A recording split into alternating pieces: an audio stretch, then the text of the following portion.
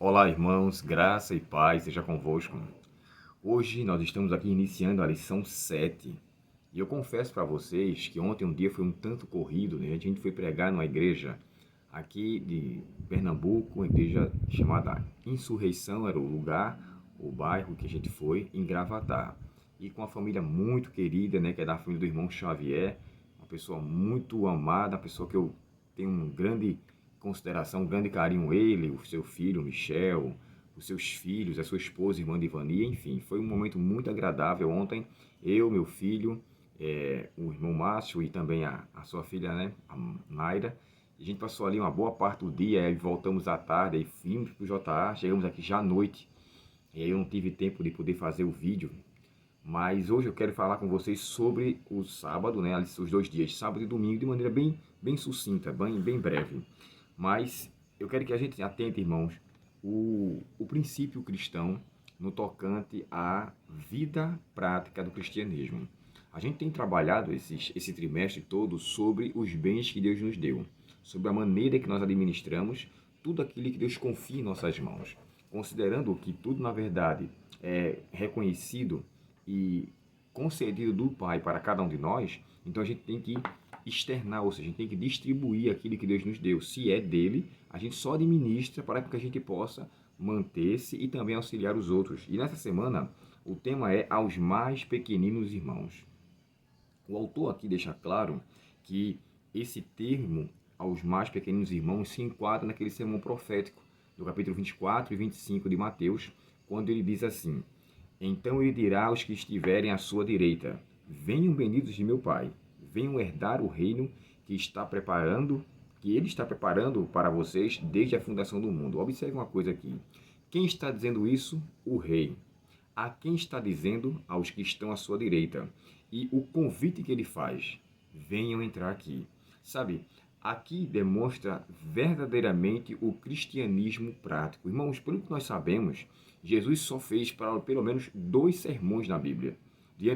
Dos seus 3 anos e meio, a gente só conhece o Sermão do Monte, propriamente dito, e o Sermão Profético. No Sermão do Monte, ele gastou ali 3 capítulos, né? 5, 6 e 7. E o Sermão do Monte, podemos dizer que ele gastou os 2 capítulos 24 e 25, e talvez também ali uma parte do verso capítulo 26. Mas dos dois, de forma muito crucial, ele falou: tudo demais da vida de Cristo, irmãos, foi só prática. E eu acho isso interessante, porque aqui ele começa a nos dar ênfase a termos o cuidado para com as pessoas que são consideradas desprezadas. Na verdade, não eram consideradas, elas eram de fato desprezadas, que eram os órfãos, as viúvas e os estrangeiros. Esses 3 grupos, irmãos, eles na verdade não eram bem aceitos pela sociedade judaica. Infelizmente, é tanto que quando chega no livro, na época dos apóstolos, né, é necessário que se delegue ali diáconos para que cuidem das viúvas e que também a obra de Cristo pudesse ser continuada. Então, assim, eles designam mais pessoas para continuar dando assistência às pessoas mais desafortunadas. Naquela época, irmãos, o interessante é que as pessoas tinham uma crença de que só os abastados eram abençoados por Deus. E aqueles que não eram abastados, logo estavam incorrendo em maldição. Lembra-se que quando Jesus chega para dizer assim: quão difícil é um rico entrar no reino dos céus? Aí os discípulos disseram assim para Cristo: se for assim, então quem poderá se salvar? Então, na mente deles, era que, na verdade, a crença era que só os mais afortunados, os que tinham bênçãos materiais, é que eram candidatos ao reino celestial. Lamentavelmente, embora esse conceito era errôneo, hoje também não vemos diferente.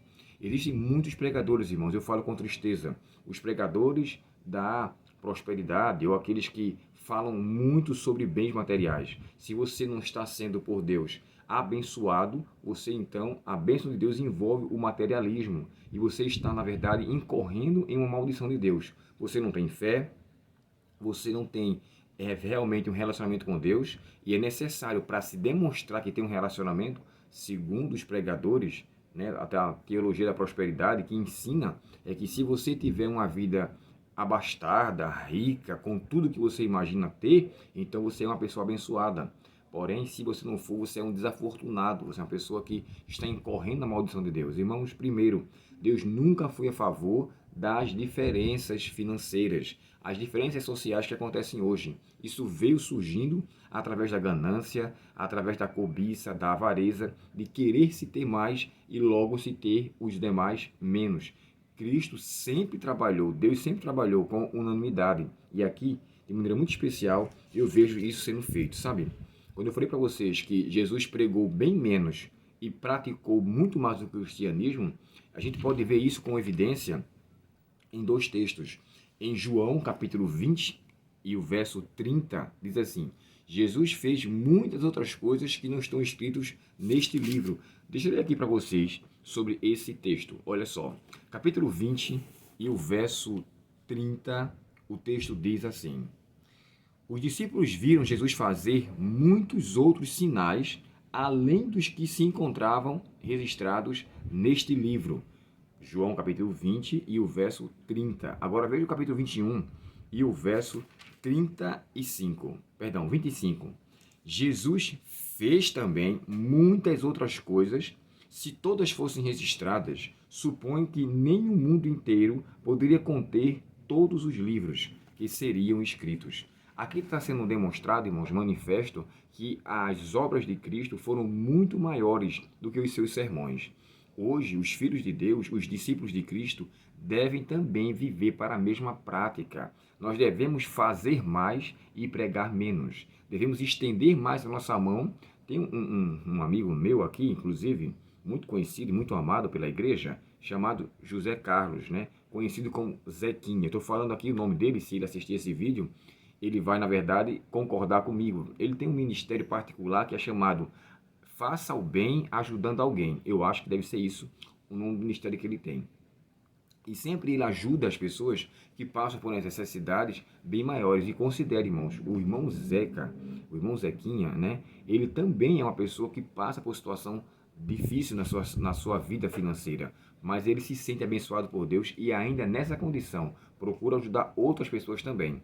E eu acho isso interessante, sabe? Uma pessoa, quando ela começa a observar e analisar a vida da outra pessoa, em uma condição de que ela precisa muito mais do que eu, embora eu precise, mas eu vejo que a situação ali é muito maior. E é uma obra missiológica, uma obra missionária da parte dele muito grande. E eu digo a vocês que ele faz isso com muitas pessoas que não são adventistas. Isso é interessante também, porque embora nós temos pessoas que passam por dificuldades, nós temos um ministério que ajuda também os da igreja, como também ajuda todos os demais, chamado ASA, né?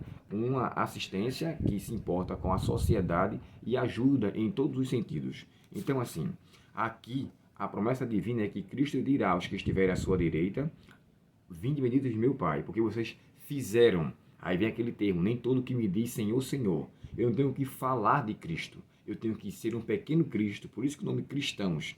Ser pequenos cristos na vida da pessoa.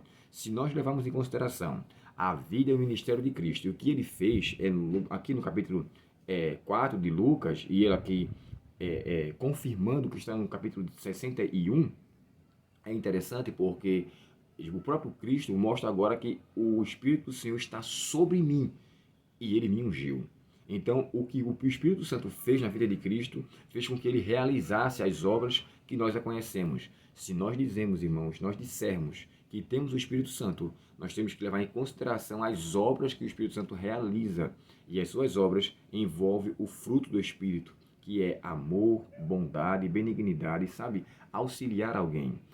Quando você for fazê-lo da próxima vez, o faça com o espírito de gratidão, porque Deus usou você para abençoar outra pessoa e que essa vida e ministério de Cristo nos circunde o nosso ser, nos fazendo valer que não somos adeptos à teologia da prosperidade, mas somos adeptos à teologia de Cristo, que ele fez o bem ajudando alguém. E esse fazer o bem envolveu muito mais ação social do que sermões pregados. Que Deus, portanto, nos abençoe e que sejamos, de fato, pequenos cristos na vida de todos aqueles que estão ao nosso redor. Vamos orar ao Senhor.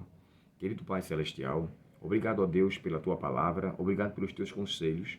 Nos ajuda, Senhor, a sermos, de fato, filhos, discípulos Teus, que ao externalizar as Tuas obras, possamos alcançar pessoas, Senhor, que, embora estejam em situação adversa, sintam-se também abençoadas por Ti. Assim como Abraão, Pai, foi bendito naquilo que ele fez, E o Senhor disse que iria abençoá-lo, que essa bênção se estenda a nós também. Que nós não venhamos pensar, Senhor, duas vezes antes de ajudar a pessoa da qual está necessitada. E que assim possamos continuar a manter a obra salvífica de Cristo, porque Ele fez muito mais do que pregar, e que nós assim possamos fazer também. Dá-nos a Tua paz neste dia, perdoa nossos pecados e nos livra do poder do mal, Senhor. Te pedimos em nome de Jesus. Amém. Deus muito te abençoe, um ótimo dia para você, uma feliz semana e até o próximo estudo. Até amanhã.